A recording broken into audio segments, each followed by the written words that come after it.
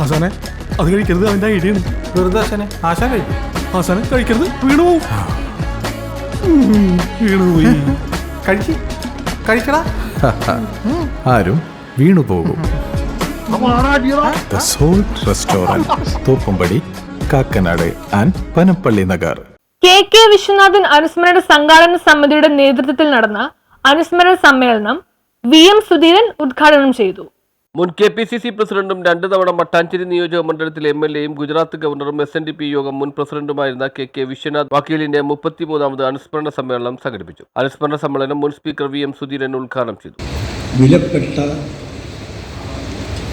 പല മഹാപുരുഷന്മാരെയും സംഭാവന ചെയ്തിട്ടുണ്ട്.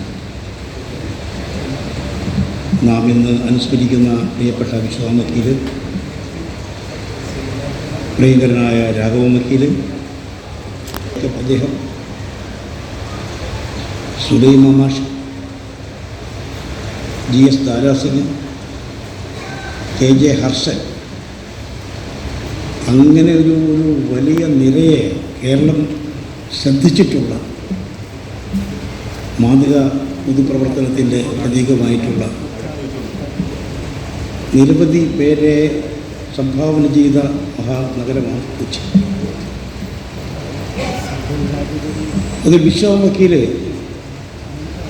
കേരളത്തിൽ പ്രവർത്തിച്ചു, ഗുജറാത്തിൽ ഗവർണറായി പ്രവർത്തിച്ചു. അദ്ദേഹത്തിൻ്റെ പല നടപടികൾ കൊണ്ടും നിലപാടുകൾ കൊണ്ടും സവിശേഷമായ വ്യക്തിത്വം കൊണ്ടും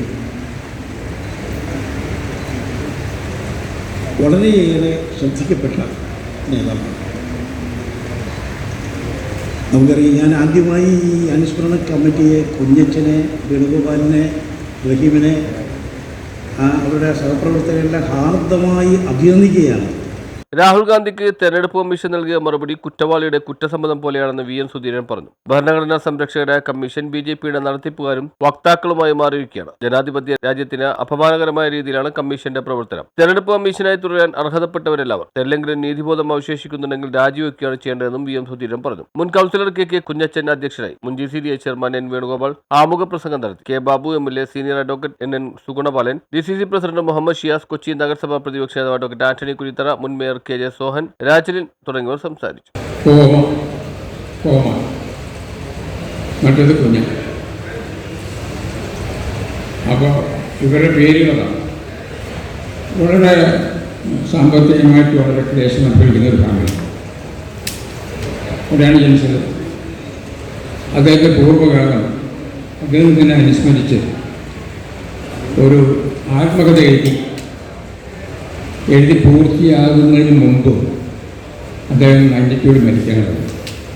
നമുക്ക് കിട്ടിയിട്ടുള്ളത് കയ്യെഴുത്ത് പ്രതിയുടെ അപൂർണ രൂപത്തിലുള്ള കോപ്പിയാണ്. അത് അദ്ദേഹം വിശദമായി പറയുന്നത് കൊച്ചിയിൽ നടന്ന ജീവിതമാണ്.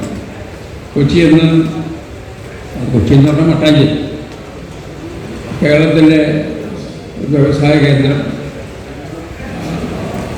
അവിടെ വിവിധ തരത്തിലുള്ള ആളുകൾ കാണുന്നു.